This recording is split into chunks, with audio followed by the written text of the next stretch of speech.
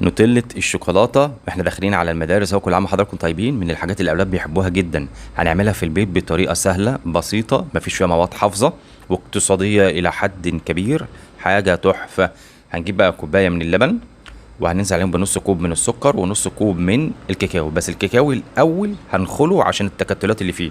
بالمناسبة انا بستخدم كاكاو اسباني عشان ما بيبقاش ممرر، بنجيبه من عند العطار. تمام. طيب الخليط ده كده هذوبه مع بعضه على البارد في الاول، زي ما انتم شايفين كده بالمنظر ده. وبعدين هرفعه على النار. في نفس الوقت هجيب باكو شوكولاته دريم، يفضل يكون بالحليب، انا مش بسوق لها ولا حاجه، ولكن هو يعتبر افضل واجود انواع الشوكولاته اللي موجوده على قد ايدينا حاليا. هقطعها قطع صغيره كده، وهرجع هنزلهم فين بقى؟ في الخليط اللي انا حطيته على النار اللي انتم شايفينه قدامكم ده.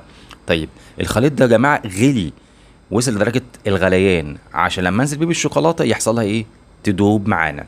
هجيب بقى شفشق الخلاط عليهم كوبايه من اللبن، وربع كوب من الكاكاو الاسباني، ومعلقتين كبار من الكريم شانتيه. تمام كده. ومعلقتين كبار من اللبن البودر، اي نوع لبن بودر. خلاص. وكيسين نسكافيه بطعم البندق، عشان يديني طعم البندق. ما حدش بيحط بندق يا جماعه في النوتيلا، يعني غاليه، البندق غالي.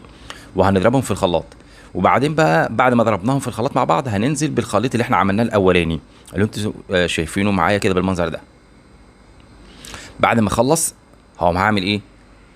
برضو هضربه بالخلاط تاني. خلاص كده. كده مش هيبقى فاضل لي غير خطوة واحدة بس، وهو كوباية الزيت. يفضل بلاش أرجوكم زيت التموين، هيدي طعم مش حلو وريحة مش جيدة تماما. فاحنا جايبينها مخصوص عشان خاطر الحلويات.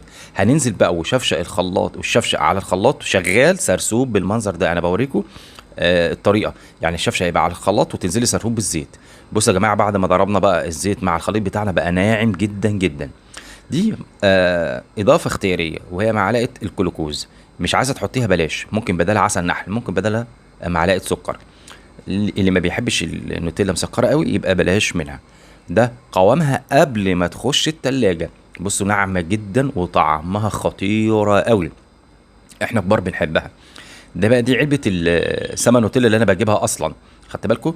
بحتفظ بيهم لحد ما يعني احفظ فيهم اي حاجه. فقلت احط فيهم ايه؟ النوتيلا البيتي اللي انا عاملها الاقتصاديه دي.